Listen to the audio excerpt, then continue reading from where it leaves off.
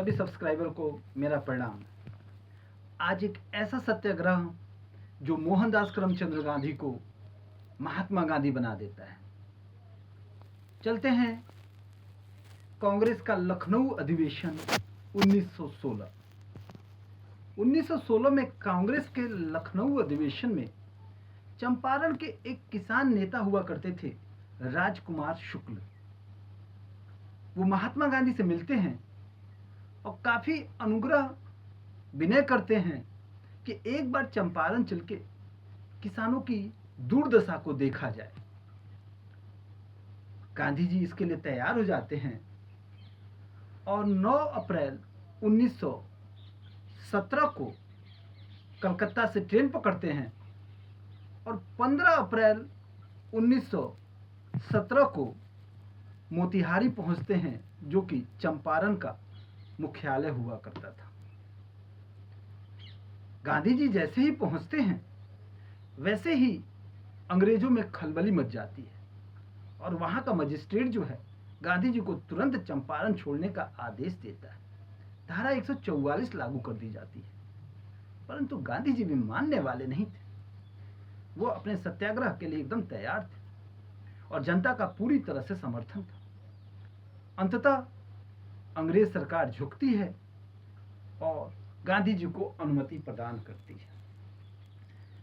उस समय चंपारण की यह स्थिति थी कि वहां पे जो बागान यूरोपियन जो बागान मालिक थे वहां पे नील की खेती कराया करते थे और वहां पे एक व्यवस्था थी जिसे 3 कठिया व्यवस्था कहा जाता था। अब पहले आप ये समझें कि 3 कठिया व्यवस्था क्या होती है।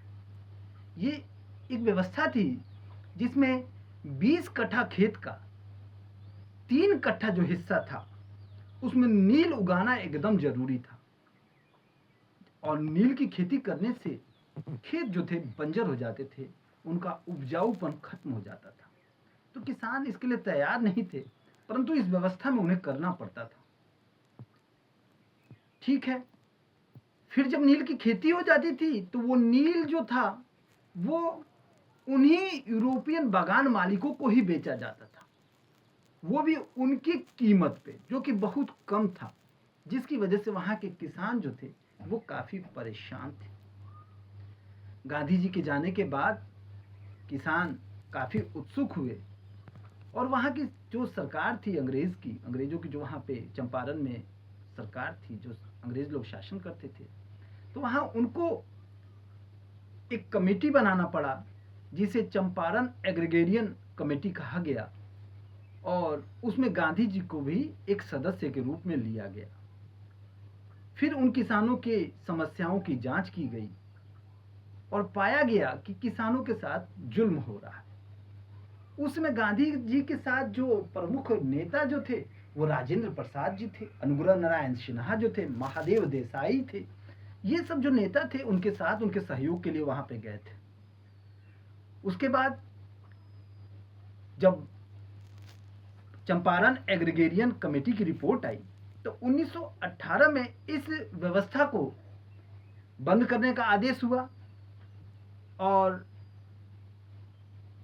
जब व्यवस्था को बंद किया गया तो उसमें यह बनाया गया कि जो किसानों के साथ गलत हो रहा है ये ना किया जाए और जो जो वहां के यूरोपियन बागान मालिक थे उनसे कहा गया कि जो आपने इन लोगों से वसूला है उसका 25% हिस्सा आपको वापस करना पड़ेगा।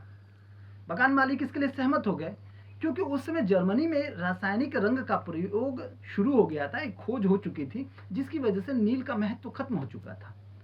तो जो बागान मालिक थे वो किसानों को नील की खेती ना करने के लिए, उसे मुक्त करने के लिए उनसे बहुत ज्यादा रकम वसूल रहे थे, जो कि गलत था। फिर गांधी जी की रिपोर्ट के बाद उन्हें 25% हिस्सा उसका वापस करना पड़ा।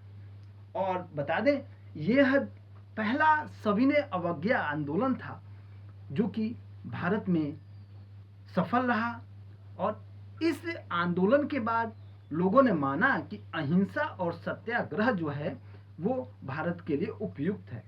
इसी आंदोलन के बाद गांधी जी जो थे पूरे भारत में पूर्णतः प्रसिद्ध हुए और यह पहला उनका सफल आंदोलन रहा। रविन्द्रनाथ टैगोर जी ने इसी आंदोलन के बाद मोहनदास करमचंद गांधी को महात्मा की उपाधि दी और उसी के बाद उनको महात्मा कहा गया।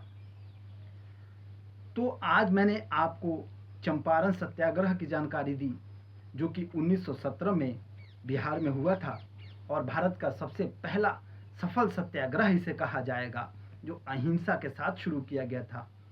आगे भी मैं इस तरह के वीडियो आपको देता रहूं, इसके लिए मेरा सहयोग कीजिए, लाइक कीजिए, कमेंट कीजिए और सब्सक्राइब कीजिए। आज के लिए बस इतना ही।